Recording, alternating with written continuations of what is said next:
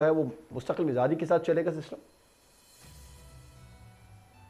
जी बिल्कुल, आप दुरुस्त फरमा रहे हैं कि आपने इसको एक तो सस्टेनेबल रखना है और दूसरा इसको मजीद कमी की तरफ लेके जाना है, तब जाके आपका जो मैशियत का पहिया है वो चलेगा। क्योंकि एनर्जी और इकोनॉमी अब लिंक हो चुके हैं। अगर आपकी मैशियत चलती है, आपके मैक्रो इकोनॉमिक इशारे ठीक होते हैं, एक्सचेंज रेट नीचे आता है, इन्फ्लेशन नीचे आता है, इंटरेस्ट रेट नीचे आता है, तो आपकी जो एनर्जी टैरिफ है वो भी कम होगा। और एनर्जी टैरिफ कम होने के साथ इंडस्ट्री ग्रो करती है।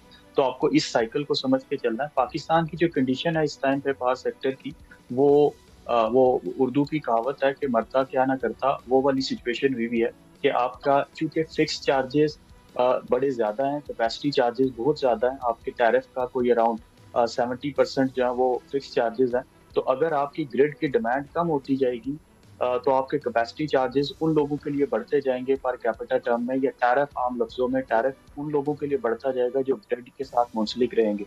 तो ये एक डेथ स्पाइरल है पाकिस्तान में। तो चूंकि टैरिफ इतना ज्यादा हो गया था, लोग अब ग्रिड छोड़ना शुरू हो गए थे, रूफटॉप सोलर की वजह से ग्रिड की डिमांड जो है वो कम होना शुरू हो गई थी। तो उस चीज को भी मद्देनजर रखते हुए हुकूमत को ये स्टेप लेना पड़ा। अगर ये स्टेप ना लिया जाता तो अगले कुछ महीनों में जिस तरह से सोलर रूफटॉप सोलर की जो अडॉप्शन है, अपटेक है, वो एक्सपोनेंशियली इंक्रीज हुई और ज्यादा इंक्रीज होनी थी और मसाइल बढ़ते जाने थे। लेकिन देर आए दुरुस्त आए, आपने एक स्टेप ले लिया, लेकिन इसको अब सस्टेनेबल करने के लिए आपको ये करना है कि लोग ज्यादा ग्रिड को इस्तेमाल करें। जो आपकी बिजली की तलब है वो इंक्रीज होनी चाहिए।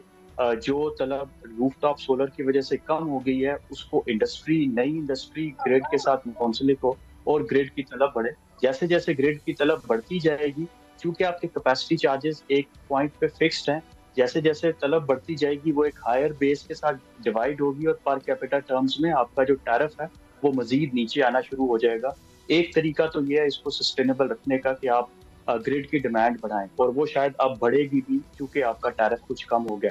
दूसरा तरीका ये है कि वो जी कंज्यूमर्स जो ज्यादा बिजली कंज्यूम करते हैं उनको इंसेंटिवाइज किया जाए। पाकिस्तान का जो अभी का टैरिफ रजीम है, जो इलेक्ट्रिसिटी टैरिफ है, वो 1990s में डिजाइन हुआ था। उस टाइम पे पाकिस्तान में बिजली की किल्लत थी, आप डिसइंसेंटिवाइज करते थे उन लोगों को जो ज्यादा बिजली कंज्यूम करते थे। लेकिन अब पाकिस्तान में मसला बदल चुका है। पाकिस्तान में इंस्टॉल्ड कैपेसिटी ज्यादा है और आपके पावर प्लांट्स अंडर यूटिलाइज्ड हैं, लेकिन चूंकि आपने एग्रीमेंट्स उनके साथ ऐसे साइन किए हुए हैं कि वो बिजली आप उनसे खरीदें ना खरीदें, आपको पैसे देने हैं। तो आपको अब इस तरह का टैरिफ रेजीम लेके आना है कि लेकिन वो बहरहाल लोग जो उनसे ज्यादा भी बिजली उनसे भी अब कंज्यूम बात की, ये करते भी हैं बड़ा बड़ा उनको अच्छा आप जो है इनिशिएटिव वो है। तो सबसे उनको जो है वो सब्सिडी दें। जी जी बिल्कुल, उनसे भी बात की है, आईपीपी जी से भी बड़ा अच्छा इनिशिएटिव है। इस पर मैं आपसे आगे चलकर बात करूंगा। नईम कुरैशी साहब, वजीर आजम ने बिजली के गर्दिशी कर्जे के हवाले से बहुत ज़्यादा बात की। उन्होंने कहा कि इसका मैंने मुस्तकिल हल तलाश कर लिया है, पक्का हल इसका निकालेंगे और इसको ख़त्म करेंगे।